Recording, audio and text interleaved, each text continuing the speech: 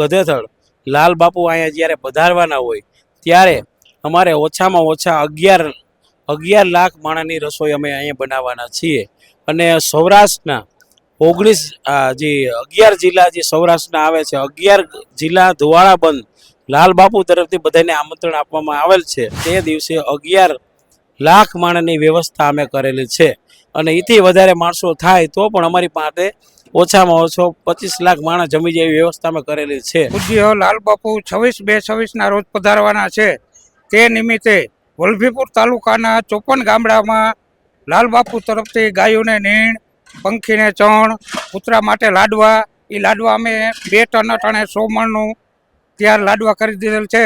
તે 25 તારીખ સુધીમાં પુગાડવાના છે, જેથી જેમાં આવતીકાલ એટલે કે તારીખ 26/2/2026ના રોજ મહાવિષ્ણુ યજ્ઞ શરૂ થનાર હોય એ યજ્ઞમાં બેસનાર જે દંપતીઓ આવશે તે દંપતીઓને આજુબાજુના ગામડાઓમાં રહેવાની તથા સુવાની તમામ પ્રકારની વ્યવસ્થા અમારા તરફથી કરવામાં આવેલ છે। વાહન વિભાગમાં પહેલા બધા મોટા ટ્રેક્ટરો 100, એની પાછળ ટેલરો, નાના ટ્રેક્ટરો 70, એની પાછળના ટેલરો, પછી સનેડા એની પાછળના ટેલરો, 7 જીસીબી, 5 લોડર કન્ટેનર છે અમારી પાસે કુલ 8000 લીટરની મર્યાદાનું છે। એમાં 8000 લીટર આવી જાય છે। અત્યાર સુધી સાંજે 2000-3000 લીટર દૂધ ગયું છે। કાલે લાલ બાપુ આવવાના છે ત્યારે અમારે વિશેષ આયોજન કરવું પડશે, જેનો અંદાજ લગાવી શકાય તેમ તો નથી, પરંતુ છતાં અમે જે આ રોજના દિવસો છે એના કરતાં 10 ગણું અમે વધારે રસોડા વિભાગમાં ઊભો છું। 26/2 જ્યારે લાલ બાપુ, પરમ પૂજ્ય લાલ બાપુ આ ધરા ઉપર આવવાના હોય તેથી એમના તરફથી પ્રસાદની વ્યવસ્થા થતી હોય ત્યારે અત્યારથી જ પ્રસાદની તૈયારીઓ શરૂ થઈ ગઈ છે। ત્યારે આપણી સાથે સ્વયંસેવકો જોડાણા છે, સીધી વાત એમની સાથે કરીએ। બાપુ આવવાના છે, હજી 2 થી 3 દિવસની વાર છે, છતાં અત્યારથી તૈયારીઓ જોરો શોરોથી ચાલુ થઈ ગઈ છે, ત્યારે થોડી મને માહિતી આપો। બોલો પૂજ્ય લાલ બાપુની જય, મુરલીધર મહારાજની જય। જે મુરલીધર દાદાના પાવન પ્રસંગમાં ગધેથળ લાલ બાપુ અહીંયા જ્યારે પધારવાના હોય ત્યારે અમારે ઓછામાં ઓછા 11 લાખ માણસની રસોઈ અમે અહીંયા બનાવવાના છીએ અને સૌરાષ્ટ્રના 11 જિલ્લા જે સૌરાષ્ટ્રના આવે છે 11 જિલ્લા ધુવાળા બંધ લાલ બાપુ તરફથી બધાને આમંત્રણ આપવામાં આવેલ છે। એટલે એ લોકો બધાય પધારે એટલે તે માટે અમે 26 તારીખે બાપુ પધારે તે દિવસે 11 લાખ માણસની વ્યવસ્થા અમે કરેલી છે અને એથી વધારે માણસો થાય તો પણ અમારી પાસે ઓછામાં ઓછો 25 લાખ માણસ જમી જાય એવી વ્યવસ્થા અમે કરેલી છે। અત્યારથી અમે રસોઈની 26 તારીખની આજથી અમે ચાલુ કરી રહ્યા છીએ, ત્યારે કોઈ પણ માણસોને અહીંયા અગવડતા પડે એમ નથી। તે માટે બધાયને પૂજ્ય લાલ બાપુ તરફથી સર્વ સૌરાષ્ટ્રને આમંત્રણ આપવામાં આવે છે કે 26 તારીખે પછી ગામ લોકો વધારે એવી માતાજી અને બાપુની આજ્ઞા છે। 26/2/26 જેથી પરમ પૂજ્ય લાલ બાપુ આ ધરા પર આવશે ત્યારે અત્યારથી ખૂબ સારી અને સુચાર વ્યવસ્થાઓ તૈયાર થઈ ગઈ છે। 25 લાખ લોકોની જમવાની પ્રસાદની વ્યવસ્થાની અહીંથી તૈયારી છે અને કેટલા કાઉન્ટરો છે, કેટલા સ્વયંસેવકો સ્વયંભૂ રીતે સેવા કરી રહ્યા હોય ત્યારે આ લાવો લેવા જેવો છે, આમાં નિમિત્ત બનવા જેવું છે। આ ન ભૂતો ન ભવિષ્યથી છે, માટે આ લાલ બાપુ વતી અને પછેગામથી મુરલીધર દાદાના સાનિધ્યથી આપ સૌને આમંત્રણ છે।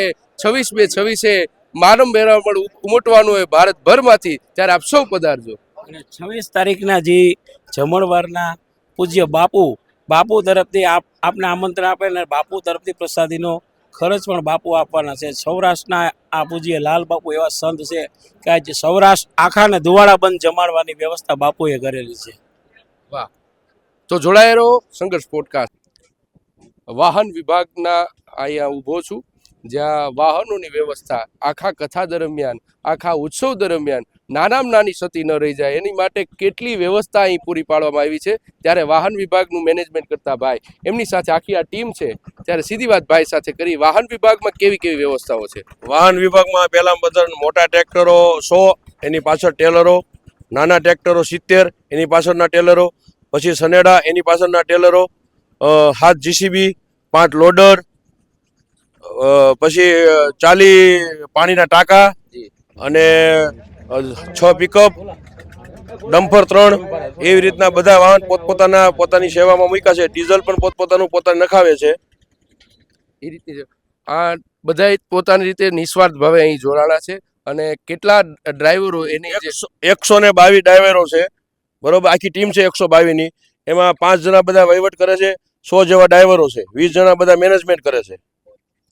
આ રીતની વ્યવસ્થાઓ છે. 100 થી વિશેષ જે ડ્રાઈવરો છે તે પોતે ઊભા પગે છે. અહીંથી મેં ઓલું આવે હોકી ટોકીમાં કે જલ્દી પહોંચો એટલે તરત ટ્રેક્ટર ત્યાં પહોંચી જાય છે અને વ્યવસ્થા સુચારુ રીતે આખી સ્વયંભૂ રીતે આખી પછેગામમાં થઈ રહી છે. ત્યારે દાદ દેવો પડે વાહન વિભાગને પણ. અત્યારે હું ઉતારા વિભાગમાં ઊભો છું.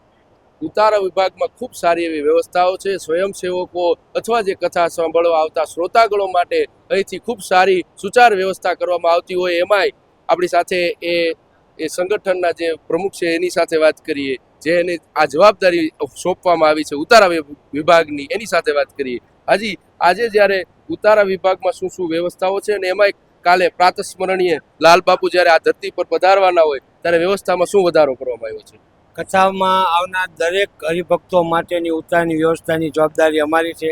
જેમાં આવતીકાલ એટલે કે તારીખ 26/2/2026ના રોજ મહાવિષ્ણુ યજ્ઞ શરૂ થનાર હોય.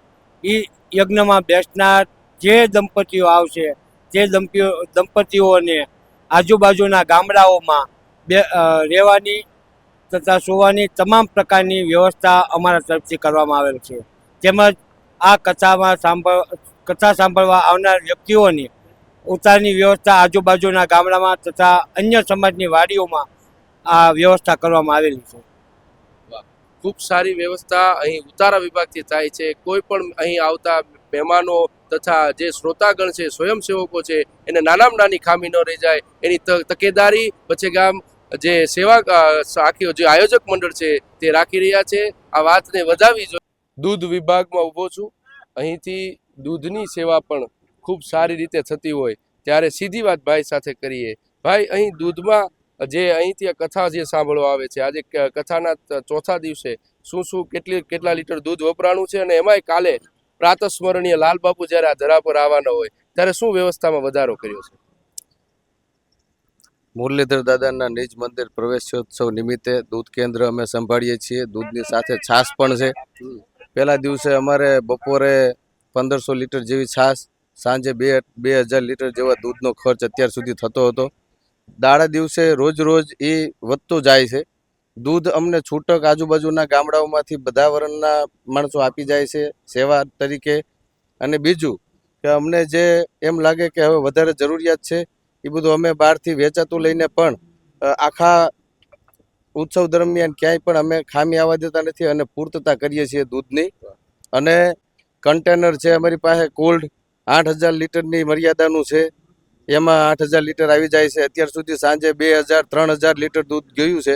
કાલે લાલ બાપુ આવવાના છે ત્યારે અમારે વિશેષ આયોજન કરવું પડશે, જેનો અંદાજ લગાવી શકાય તેમ તો નથી, પરંતુ છતાં અમે જે આ રોજના દિવસો છે એના કરતાં 10 ગણું અમે વધારે એવરેજથી ચાલશું એવી અમારી તૈયારી છે.